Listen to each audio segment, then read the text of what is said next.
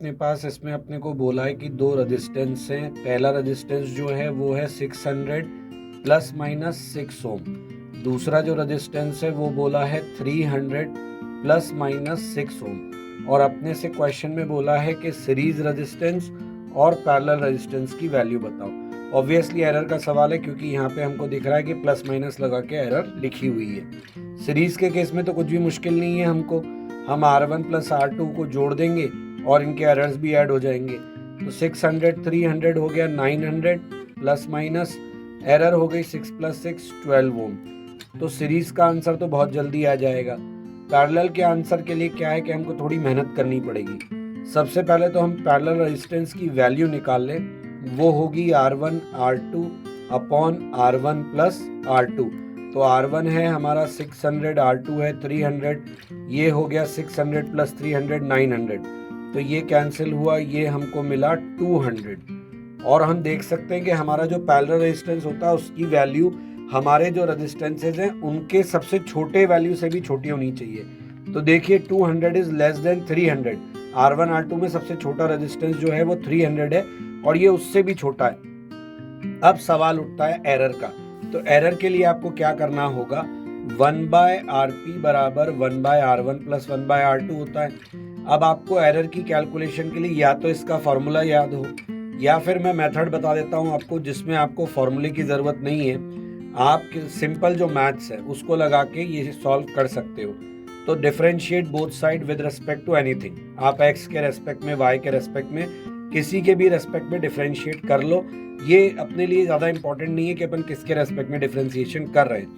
तो 1/RP का differentiation उसी तरीके से होगा जैसे 1/x का डिफरेंशिएशन होता है। 1/RP का डिफरेंशिएशन देगा RP स्क्वायर, जैसे 1/x का डिफरेंशिएशन मिलता है। और जैसे हम लिखते हैं dx/dy या कुछ भी, तो वैसा ही हो जाएगा DRP बाय समथिंग। मान लो dx लिख लिया हमने।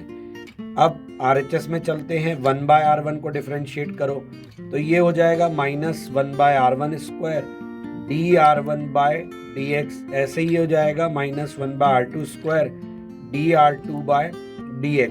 ये dx जो है सब जगह कॉमन है और इसके बेस पे हम क्या कर सकते हैं, अब ये जो DRP है ना इसको आप लिख लो डेल्टा RP और ये बन गया RP स्क्वायर। अच्छा, माइनस साइन तो कैलकुलस में आया, कॉमन लेके भी उड़ा सकते हो और अदरवाइज भी आप लिख सकते हो। तो ये हो गया delta RP upon RP square बराबर delta R1 upon R1 square, क्योंकि dx सब तरफ से कॉमन आके उड़ गया, delta R2 upon R2 square. बस अब इसको सॉल्व करना रह गया है।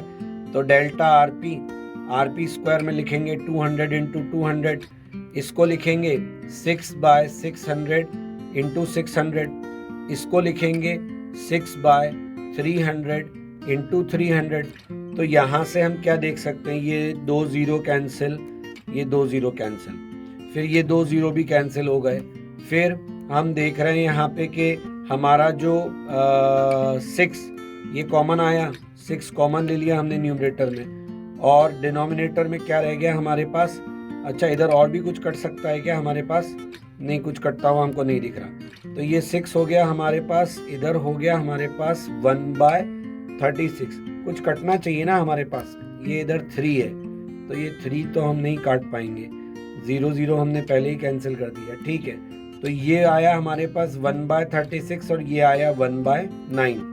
इसको हमने सॉल्व किया तो ये आया 36 और ये हो गया 9 4 जा 36, 4 + 1 5।